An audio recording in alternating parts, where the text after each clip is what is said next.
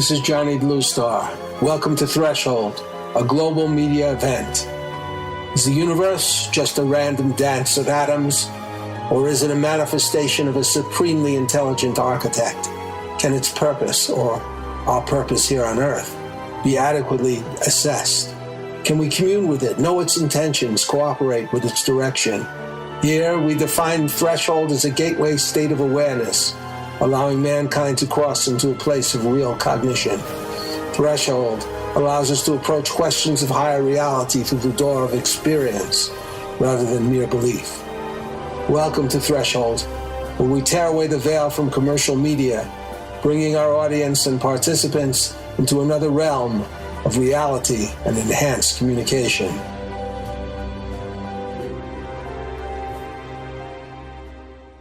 We're back on Threshold Radio. We're with Kenneth Eve and Johnny Bluestar, and this is Rod Tyler. Before the break, Ken and Johnny, you were talking about something very, very important. You know, I'd like to call it corruption, American style. When we talk about sophisticated lobbyists, they're very good at what they do.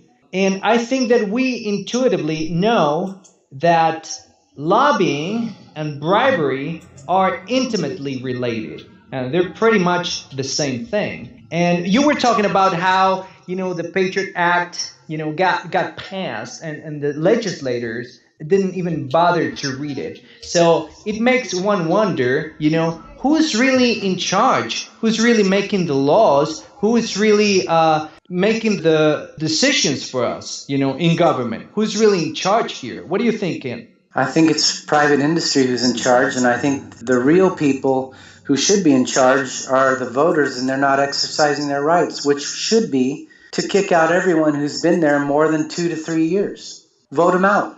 They should be gone. They should be gone, but at the same time, when we have, Citizens United, for example, how is that possible? How can you change your legislators? How can you change Congress and the Senate and elect different people if the system is rigged, if it doesn't work?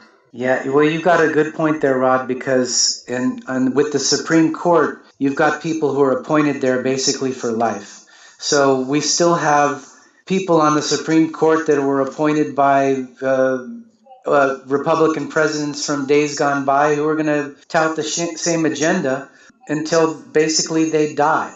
So it is a danger in that the third part of our government, the judiciary, the third branch, it's not a branch that we can touch by voting. It's a branch that's appointed by the president, and these appointments are all taken the same way any other appointment in the federal judiciary system is done, and that's through politicians. And who do you think controls the politicians, Rod? So you're right. There's a problem there that eventually the solution to the entire thing is to vote those people out who are career people who've been supposedly representing you for years and years, but they don't represent you. Get someone in there who says what you want them to say, who touts your own agenda, and vote them in. And eventually, that's going to be the people that appoint all the important people who work up to the Supreme Court. So that's the way we're going to do it. It's just going to take years. Johnny, what's your take on this? Well, there's a lot of money in lobbying. There's the question of the revolving door, which is a very important one, like Ken spoke of before. And there's the campaign funding, which is much of it in the serious way is used for television advertising. Oh, yeah. And the fact that we have, as Ken brought it, we were talking about the purpose of television and television originally being thought of as maybe a potential educational tool, sort of like the Atoms for Peace idea. Yeah. Shades of hydrogen bombs in Fukushima. Yeah. So you have this campaign funding for media, and media is used to basically, I believe, to hypnotize people in a certain way. Not in the conventional sense of hypnosis, but in a very subtle way. Narratives are created that are sort of favored by the instinctive part of our brain and our nervous system, so that we will do certain things. And unless we take charge of our own rationality, unless we examine things, unless we follow the Socratic dictum of know thyself, we are going to be enslaved by other people's opinions and ideas. And I think that has to do, I think if we're talking about a solution to the problem of protecting the American dream and getting an informed and what I would call an enlightened citizenry, we need to address this programming. How can we do that? How can we deprogram America?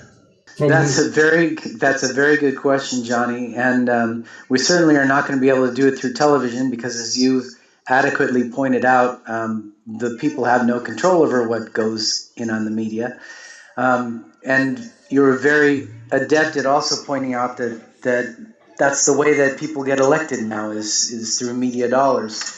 Since Richard Nixon's campaign, he was the first television campaign president. That's how it's been done. But I think the answer may be in your idea on the internet before the internet turns into the same thing that TV is now.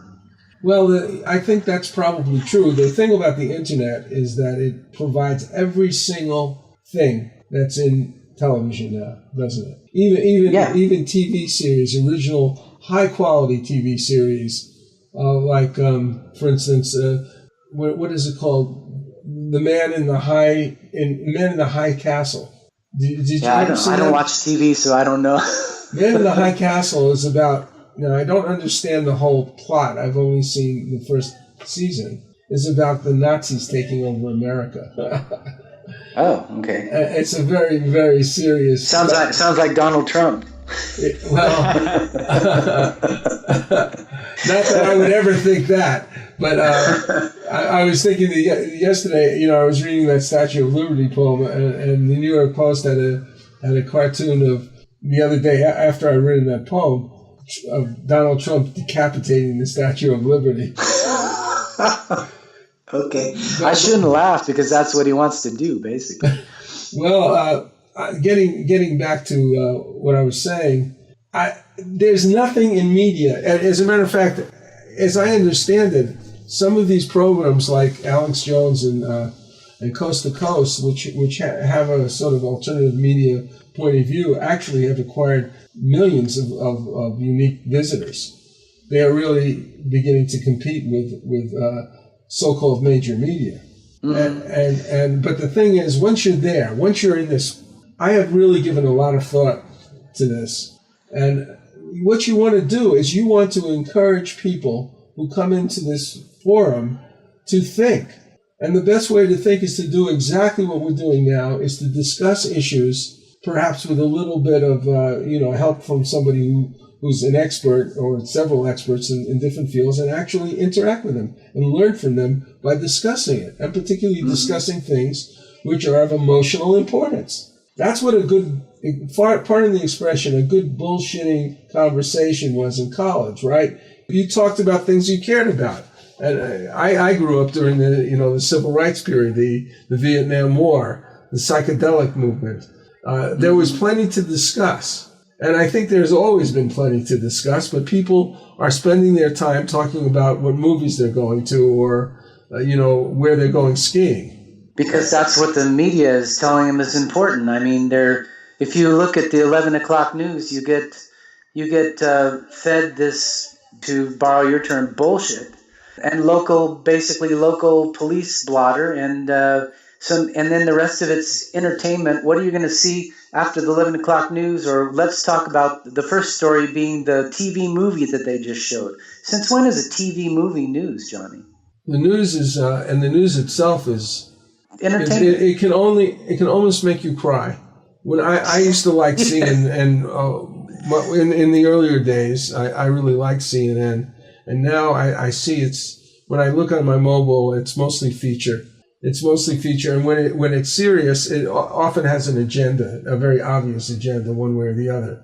Everybody's very fond of taking down Donald Trump for his excesses, but the reality is that all of these people who are running, with maybe the exception of Bernie Sanders to some degree, but all of them are partaking of and not speaking about. Even what Rand Paul is not speaking about publicly about some of the most important things, which are the surveillance. let's just look at the what the Fourth Amendment is. Mm-hmm. It's the right of the people to be secure in their persons, house, papers, and effects against unreasonable search and seizures should not be violated, and no warrant shall issue but upon probable cause, supported by oath or affirmation, and particularly describing the place to be searched and the persons or things to be seized.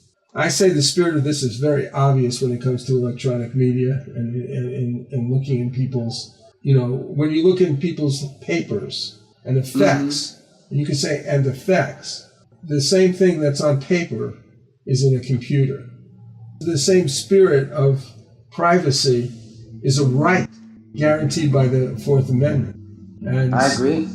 And so we're seeing something that it's very germane to all of this, because when you start to survey people, you're not just surveying them to find out what they did wrong, you're surveying them to shut them up. Because you're surveilling them for control, basically. Yeah, you control the psychological. It's like terrorism. Terrorism really hasn't, I would say, destroyed anywhere near as many people as, say, any of these wars, like the Iraqi War. Mm-hmm. Nowhere near as many people. Nowhere as near as innocent people. I don't mean that we shouldn't go after them. Of course we should go after them. But the thing about terrorism that's so dangerous is the psychological effect that it has. It has a tremendous effect on people, on people's lives, and can result in all kinds of policies and activities that go far beyond the actual danger. What do you think of that, Ron? Oh, no, definitely. And what doesn't help either is the fact that on top of all of that, you have the propaganda machine, working, full steam, and the way that it works, it's perfect. You have the government doing all these things, and then you have the mass media, which tends to always paint a very simplistic view of things, the good guys versus the bad guys, which justifies pretty much everything, justifies everything, and all of the actions of the government and everything bad that they're doing. Oh, it's just great, And you can cite many examples. This has been the case. For example, we were talking about the situation in Ukraine. Ken was explaining what's really behind, but what do we see? What do we see? What's the justification for that? Oh, it's like, the freedom. Also, they're fighting for their freedom, right? Very similar to the and the reality. It's got nothing to do with that. It's just it's a corporate takeover, of as you guys pointed out, it's a territory that was under the sphere of influence of Russia, right? And it is a corporate takeover, from the West and Monsanto and all the usual suspects, But you have the propaganda machine telling you a completely different story. I think that's the scariest part of all, is that the majority of the people are not even aware of what's really happening, and then we talk, we can definitely have the antidote to that, social media and all of that. Well, I think we're way past that. The other day I was reading about something that out of every dollar spent on the internet, 50 cents go to either Amazon or Google, So pretty soon, there isn't going to be anything to do on the internet, because it's, as Ken said, it's pretty soon going to be just like television, It's going to be expensive, so you're not going to be able to afford it, So, well, those are just my 2 cents, Yeah. Well, the power of propaganda is everywhere, and the shame of it is, I'm thinking of what Thomas Paine might have thought. He believed that, like all of the other founding fathers, that the spreading of democratic ideals was important. And what we've done is we spread democratic ideals as a veil for a corporate agenda, and for really quite the opposite of the democratic freedoms. I'm not against having overthrown, and I was very much for having overthrown Saddam Hussein, but I had no understanding then of what was really going on, and that we would be. It was based on a lie, basically. It was based on a lie. Many lies, right? Not just nobody went to jail, by the way. Nobody went to jail. And nobody went to jail in the banking crisis who was responsible for it either. Yeah, true.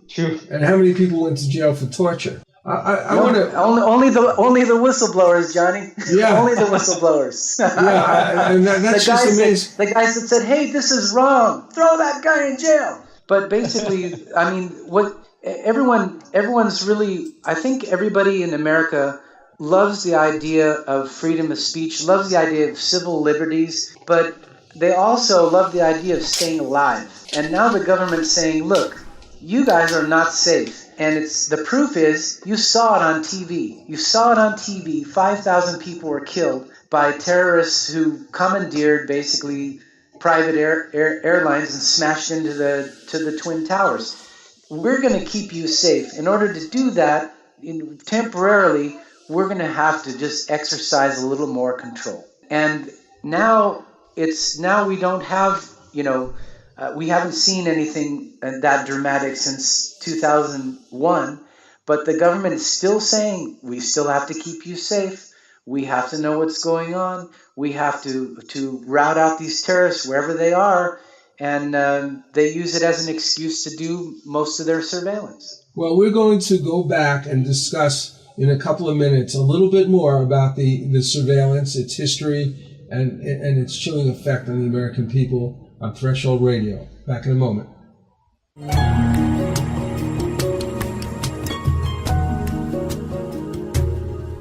She's an angel with a bended wing. You know that she is grounded so that she will sing, not fly away. She's an angel with a golden heart. You know that she can make the wind do tricks all around you. Autumn wind, and all the angels flying low. Autumn love, you can feel it. You just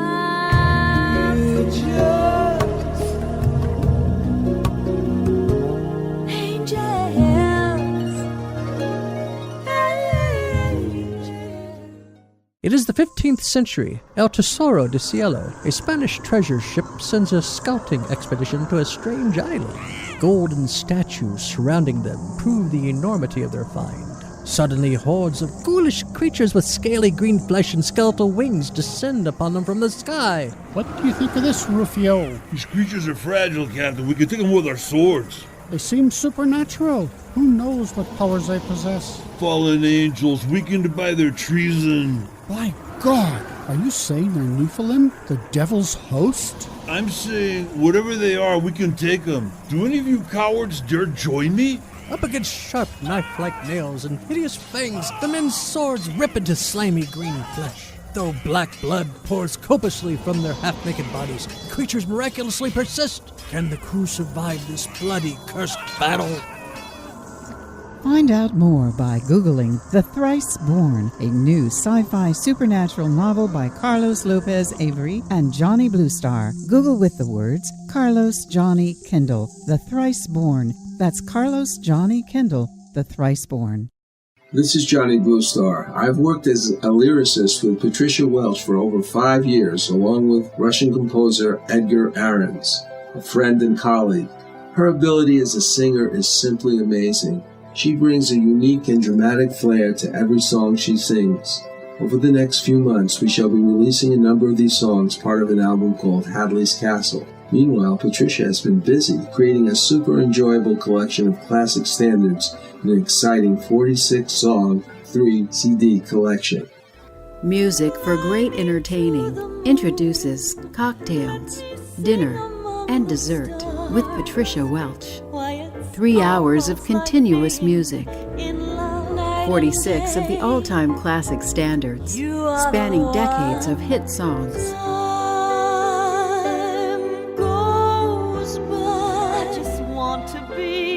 Going to a friend's home for dinner? Cocktails, dinner, and dessert with Patricia also makes the perfect hostess gift. This 3-CD compilation is the perfect background music that sets just the right mood for any dinner party. I'm crazy for feeling so lonely. There was a boy, a very strange, enchanted boy. To purchase this album, just go to patriciawelch.com/CD. That is patriciawelch.com/CD. You won't be disappointed. Welcome back to Threshold Radio. This is Kenneth Eade with Johnny Bluestar and Rod Tyler, and we're talking about Sliding into Chaos, the disappearance of the American dream. Right. You know, Ken, NSA goes back to 1952 when it was established. Mm-hmm. Yes. But there was a court case in 1973 called U.S. versus the U.S. District Court. And the court stated, this is the Supreme Court, the majority stated, the price of lawful public dissent must not be a dread of subjection to an unchecked surveillance power, nor must the fear of unauthorized official eavesdropping deter vigorous citizen dissent and discussion of government action in private conversation. For private dissent, no less than open public discourse is essential to our free society. Now, when they did that, 2 years later, the Church Committee, remember them? They were assigned to investigate the intelligence organizations, and they found out that this little publicly known organization called the NSA had violated Fourth Amendment rights, particularly in the area of Project Minaret, colorful name, which had been developed to target peace and black power organizations by engaging in wireless wiretaps. Now, this was at a time when hardly anybody knew about it, and we're talking about 1973. I just want to bring up one more thing. In 1978, the New York Times commented after the FISA law was signed into law by Congress. The Foreign Intelligence Surveillance Act, or FISA, governs the surveillance of people in the United States for the purpose of collecting intelligence related to foreign powers. A secret court, known as the Foreign Intelligence Surveillance Court, that's FISA, was created to hear requests for such warrants. Safeguards were put in place to ensure that investigators pursuing criminal matters did not obtain warrants under FISA that they could not get from an ordinary judge. So you see here that you're beginning to get the thing, well, we're going to have a secret court. We're going to do, but we'll still get some kind of warrants. Well, we know that things got a little bit more racy than that. And now, Johnny, they've even, the worst parts of FISA have been continued under what they've labeled to be the USA Freedom Act, which is kind of like a non sequitur, or, to call it that. It's doublethink. Yeah. You call the opposite something that. Exactly. Yeah. So they still have the power to do that, and they in fact are doing it. The American Civil Liberties Union points out that not only the NSA but the FBI, the Department of Homeland Security, and even local agencies are basically looking at private communications.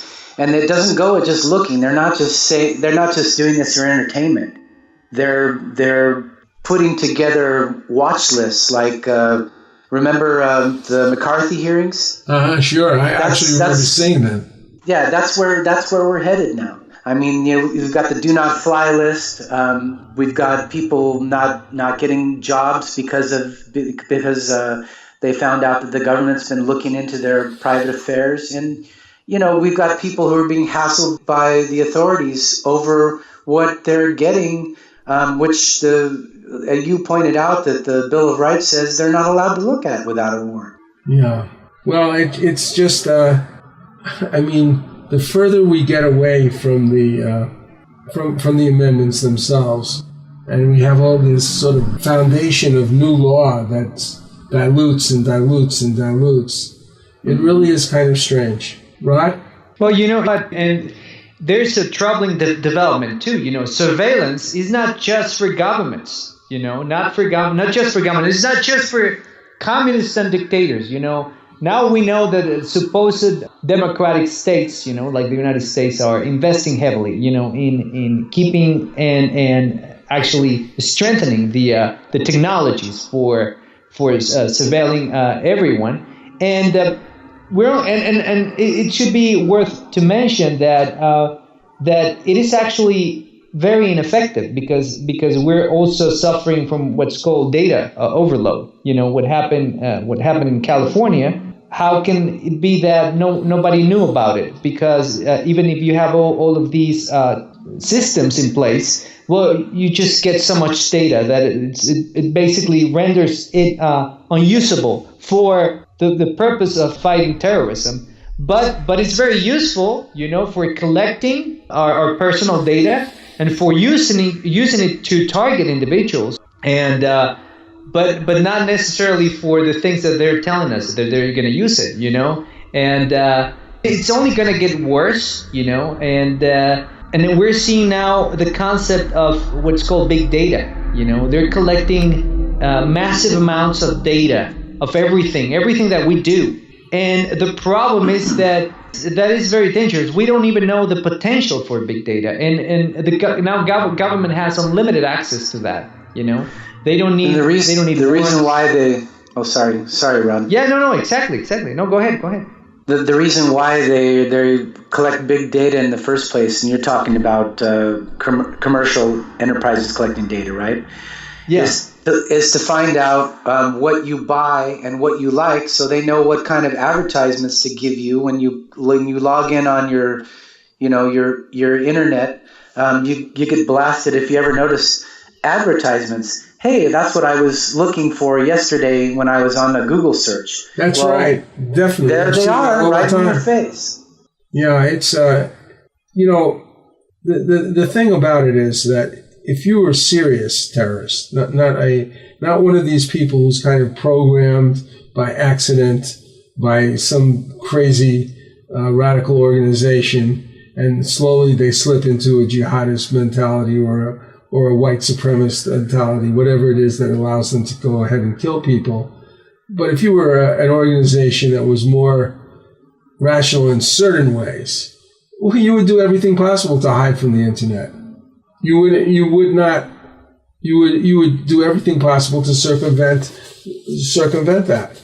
So I'm sure they're using the dark net instead of the regular internet. Yeah. So the answer is that you have to have. In other words, what I'm saying, Donald Trump is saying, we want to keep every Muslim in the world out. Well, now, I don't know. By doing that, he's going to alienate millions of people, and many of them are suffering. But the other part of it is that he's going to alienate a lot of our friends and a lot of the people in this country, even who want to help, because they're Muslims and they despise what's going on. It's just a kind of a blanket thing.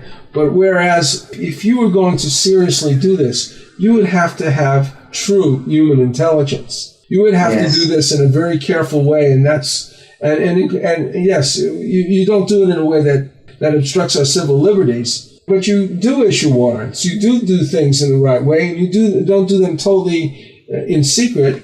Perhaps there has to be a certain amount of secrecy initially, but it's not that kind of thing that you want to hide.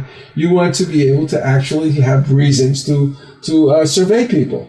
And I don't think that for a minute that people shouldn't be surveyed with all this going on. We have to do some kind of detective work. We have to protect ourselves. But I don't think that it's not just that in other words, if you say torture is wrong, you don't torture people. You find another way to interrogate. If you say the Fourth Amendment is right, you don't just go ahead and find every way to evade that responsibility. You find how to survey people in the correct way according to that amendment. Right. Well, we're going to take a break now and see you in a while. Thank you.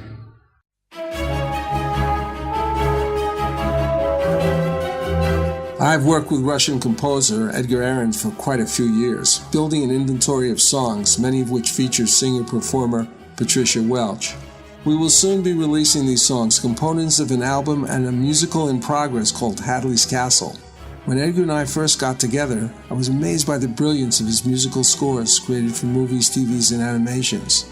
Here is a sample of the work he did on the Russian TV series, available now on Amazon, called The Secret Agent's Memoir, which had 2 seasons. This score is called Escape and was created for the first season.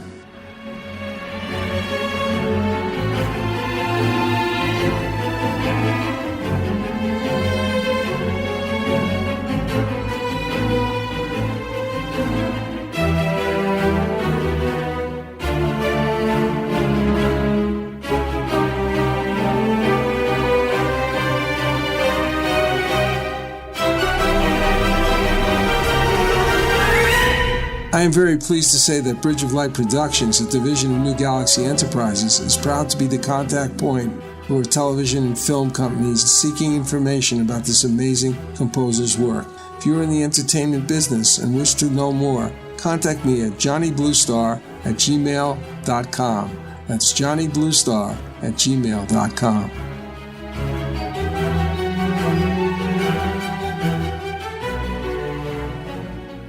We're back in Threshold with Arthur Kenneth Eade and Rod Tyler discussing how this country is slipping into chaos and how can we work together to protect the American dream. Well, you know, I'm looking at, when I say chaos, I mean, wow, I'm looking at things like that we've talked about already, the poisoning of the food supply, the use of pharmaceutical and medical methodologies that don't help people. I'm looking at continual war and the possibility of porous borders and porous immigration procedures that let people come into our country that are actually genuinely undesirable and want to perhaps do us in. I'm looking at skies that are polluted. I'm looking at water that's polluted, food that may be irradiated, where antibiotics traces are found in the food, hormones, all kinds of preservatives. It's just, to me, a complete mess. And the policies that are letting this happen, you know, some people say they're on purpose, and some people say they're a collective conspiracy, and some people say they're just complete idiocy. But whatever they are, they're not giving people a real secure feeling about living in the United States. How would you describe this chaos that we're slipping into, Ken? Well, I think that instead of being our society protecting each other and the government working for us, I think we're working for the government. I think that special interests in industry have lobbied themselves to the point where they're appointing their own people to these protective agencies that are supposed to be protecting our interests. And all the things that you've mentioned are things that have slipped by these agencies like the EPA, the FDA, and the USDA because they're not working for us anymore. They're working for the industries that they regulate. Yeah, I think that's kind of the foundations of this. But unfortunately, besides that factor, there's also the factor that in order to really control this political matrix permanently, they are instituting procedures like the militarization of the police, like universal surveillance, things that the destruction of our rights to a trial by jury and to habeas corpus. So what you have is an alliance between the corporate interests and the government to not only control the economic factors of life, but also the political and social factors. Well, you're right, Johnny, and the elites are running the country. And one thing that they have to worry about is what if people say, no, we don't want to do this? What if they demonstrate? What if they collectively get together as the Constitution? We've been talking about the Bill of Rights lately, you and me, as the Constitution says we have the right to do. What if they do that? And power is taken away from these people, and which means it directly affects their pocketbook. They don't want this to happen. That's why we're moving toward a police state or a fascist state where they can control us with basically military police, which we're seeing more and more, moving toward this trend. Well, I think that one of the things that we've discussed, and perhaps the latest organized resistance, I'm not talking about sort of the groups of people who've been complaining and trying to protect themselves or act perhaps negatively towards the police. But I'm talking about organized political resistance was the occupation movement. But it was a very, very weak type of resistance. What do you think, Rod? Well, you're right in that, Johnny. But, before we continue, I would like to say something about this. Sure. I think the main challenge here is properly addressing this issue. And I think the issue is that we are seeing now the rise of a complete fascist corporate state, And the problem with that is that as fascism creeps in, and it happens in every society in history when it has happened, most of the people are not truly aware of what's really happening. And you know why? Because of the propaganda machine. Because of the propaganda machine. And I think that the challenge here is in convincing people about the reality of what's really going on. Because we're talking about this, but I don't think that most people are truly aware of what's going on. And fascism, it's a term that properly describes what's going on. But the problem is that people tend to associate that term with a jackbooted thug, coming to your door in the middle of the night, and taking you to some prison, right, to be tortured, and that might happen in the future. I have no doubt of that, by the way things are going. I think it may have happened already, but it happens to just certain selected individuals who are subject to. Even right now, there have been individuals in this country who've been subject to perverse interrogation techniques and certainly detention without any cause and all kinds of things. But Rod is right, Johnny, about this propaganda. And you know what they use as propaganda, and that's why people don't notice. They use patriotism. Hermann Goering said it. Basically, you can make the people do whatever you want. You just wave the flag and they all stand behind you. So, that's everyone thinks of patriotism as a good thing. And it is. But what they will do is they will use it to rally behind their fascist causes. And that's how we'll get into this. Well, one of the things that I like looking at the history of Nazi Germany, its development, I think what really happened here is that, first of all, Hitler developed a sort of elite core of followers who really weren't all that influential at first. But as soon as he grabbed his power, he created a police state as soon as he could. I mean, fast. And so the people who had been sleeping, because he was right there writing his stupid book, all the other things that he was doing very, very obvious things where he was coming from. But they didn't really notice and they didn't care. And so by the time they began to notice, he was in charge and he had a police state and people who went against it could die. Well, I think he rose to power basically, by appealing to the people they needed somebody. They needed somebody to tell them everything was going to be good. They needed a big dad. And I think he rose to power by appealing to their feelings of nationalism and patriotism. I mean, that's how it's done. And that's how they're trying to do it here. That Bush started working on us with the, rallying us all together. And every time the elite wants to go to war with their military-industrial complex, they say, support the troops, because in the 70s we protested against the Vietnam War because we were seeing all these horrible images coming back from the war. We didn't want war. But now they say support our troops because everyone who came back from Vietnam was rejected by society.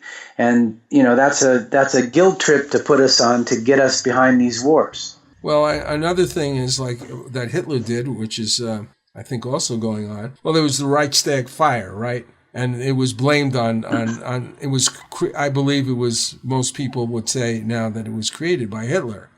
But then, of course, Hitler found the perfect scapegoat in the Jews. And he literally turned the German people into animals, many of them, because they were afraid. But some of them, because there was the Stockholm Syndrome, they began to believe because they were so scared. And they began to become loyal to the Nazi cause because there was nothing they felt they could do to stop it. Right. So it's a kind of mind control. The point is that you want to move fast. You want to create the police state fast before people wake up. Right. And the 9/11 did a lot to do that. Oh yeah, they used 9/11. They used 9/11 as an excuse for taking away all of our rights now, just to keep us safe. And 9/11 has I don't want to go into all the details about it, but it has so many problems with they say that, they don't like conspiracy theories. But when you actually get into the guts of 9/11, it looks like there was a conspiracy, but it is probably not a theory.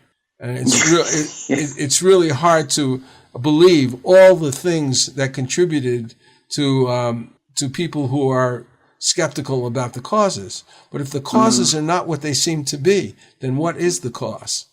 And you see if you don't know exactly what caused 9/11 or who caused it, you know this: it was used as an excuse to take away our rights.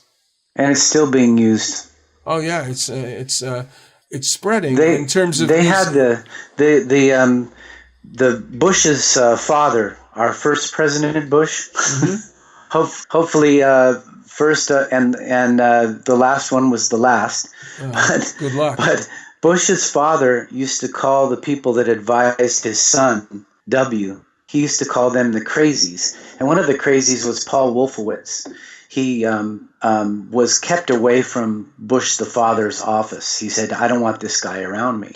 He had a war plan on his desk for attacking Iraq that was there for many, many years. The first thing they did when right after 9/11, instead of discussing what do we do about this problem, what are we going to do about keeping the American people safe, the first thing they did was said, how are we going to work this so we can attack Iraq? And Iraq had nothing to do with 9/11, but they used it anyway. Yeah, in so many different ways. I remember, since I was, young and foolish then, I remember that speech in the United Nations by the Secretary of State, Colin Powers, and just the thought of these mobile biological vans moving around. Yeah, it was really scary. I mean, and I really thought things were okay. And then, of course, when Saddam Hussein in the first war was using human shields and things, I mean, obviously I felt this guy was a really bad guy. I wish we had gone after him then. He probably was a bad guy, but we supported him. We supported him. We brought him into power. Now I know more about it. Now I look at things differently. Unfortunately, what's happened to me is that when I listen to the news, I really can't believe almost anything. I don't know. Either I don't know or I don't believe. We're going to take a break now with a sample of Patty Greer's beautiful song, May Peace on Earth Prevail. May peace prevail on earth, and let the children sing. Magic fills the air with song. May peace be in our homes, a love that's very true.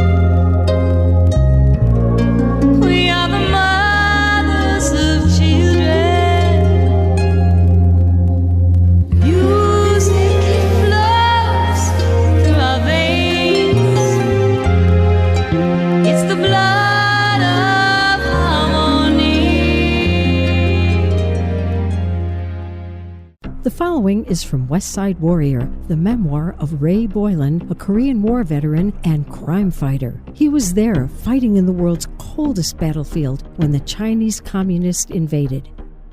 Desperate squad members ran past our foxhole yelling, "Get the hell out of here, there's too many of them!" Again, we saw the Chinese soldiers charging in with opium-induced mindlessness, oblivious of our bullets. Again, we heard the bugles and whistles. Climbing out of our foxhole, Bob dropped 2 hand grenades behind us, and I threw one over my shoulder. Bullets whizzing by our heads, Bob and I became bolts of lightning flashing across the mountainside.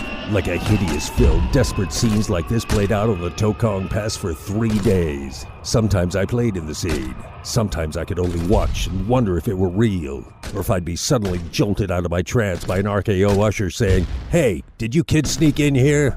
To acquire this book, Google westsidewarrior.boylan.kindle. Boylan is spelled Boylan. That's Westside Warrior, Boylan, Kindle. This is Johnny Bluestar back on Threshold. Before the break, I was saying that when I read the news these days, I don't know what to believe. What do you say about that, Ron? How's the environment of the news affecting you? Well, we saw something great happen. I'm talking about the propaganda machine. It was great for them. The war in Iraq is a great example. We saw massive amounts of brainwashing taking place. Mind control at its best. Ken was talking about the war in Iraq. The lies, that they spread about Iraq in order to justify the invasion, and how the propaganda machine, did its job beautifully. And, the neocons, they prepared this plan. They went into Iraq with every intention of destroying Iraq. It's that state that was created 80 years before, They wanted to totally tear it apart, including the army, the government, probably with the exception of the oil ministry, but the intention was to break up the country. And guess what? They achieved it. They did it. And there are so many lies. And still, to this day, it's incredible. After everything that we know, they are still spreading some lies. One of those lies is that, the truth about Iraq, was not known before the invasion, right? It's just that they didn't know.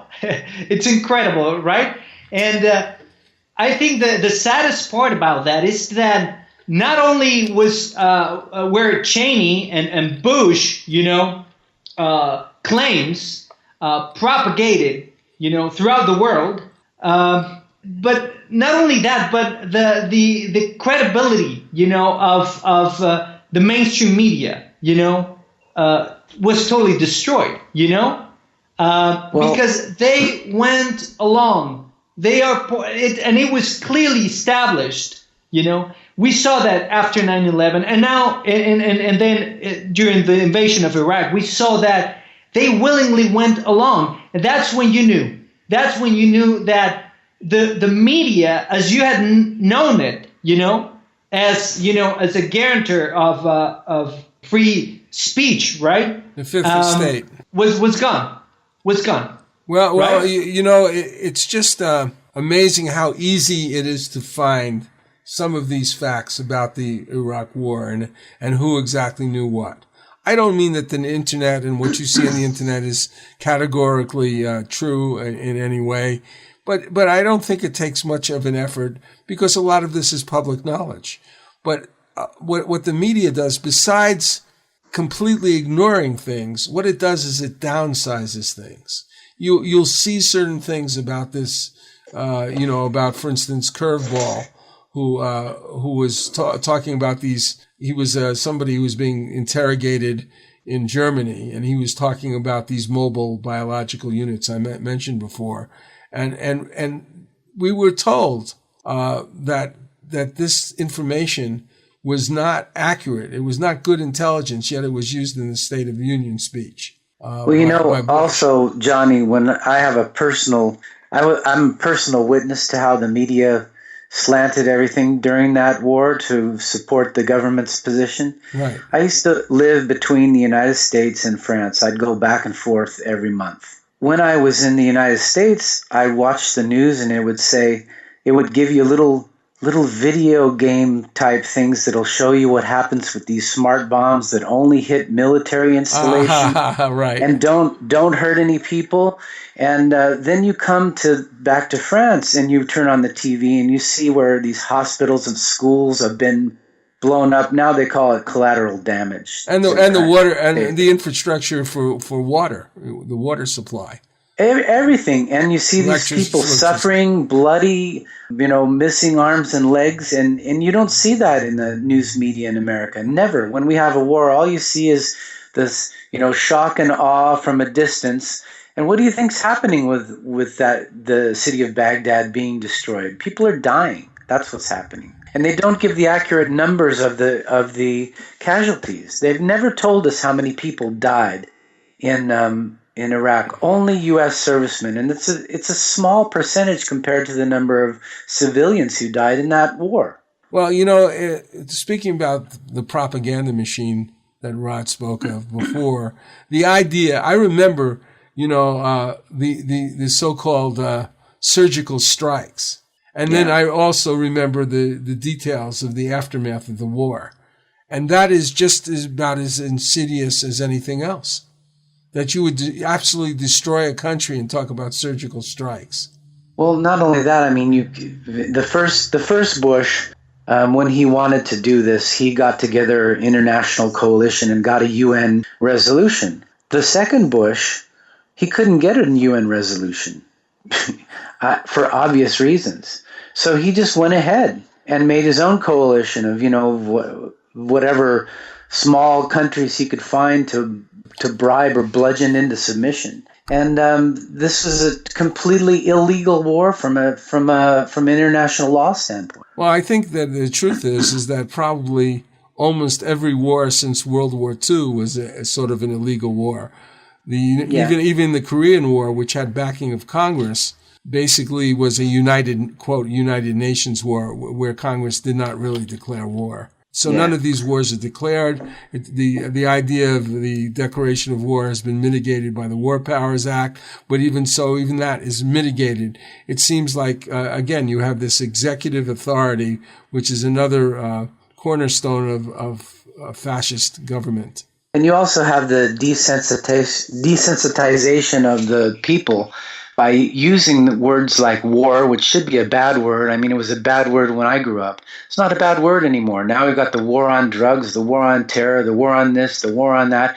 It's a good thing. And when we have a war, everyone rallies behind the president and supports the troops, no matter, what this consequences may be to the country that we're invading. And no matter whether the people have any reason or to think that we should be doing this. I don't think that anyone thought we should be going into Iraq. And it was all based on a lie, as Rod pointed out.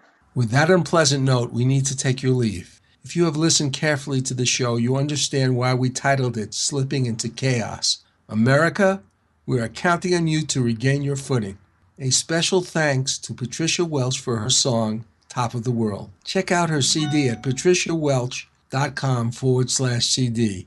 That's Patricia Welch, WELCH.com/CD. Thanks to Stephanie Slevin for her song, Look at What You've Done. Check out her fabulous songs on Reverb Nation. Thanks to Patty Greer for her songs, Autumn Glow and Let Peace Prevail on Earth. Patty Greer is a filmmaker specializing in the chronicling of critical information about crop circles. Visit her website at pattygreer.net. That's GREER, pattygreer.net. Please note, the books, West Side Warrior, Books on Manhattan, and The Thrice Born have all made it to #1 bestsellers in Kindle.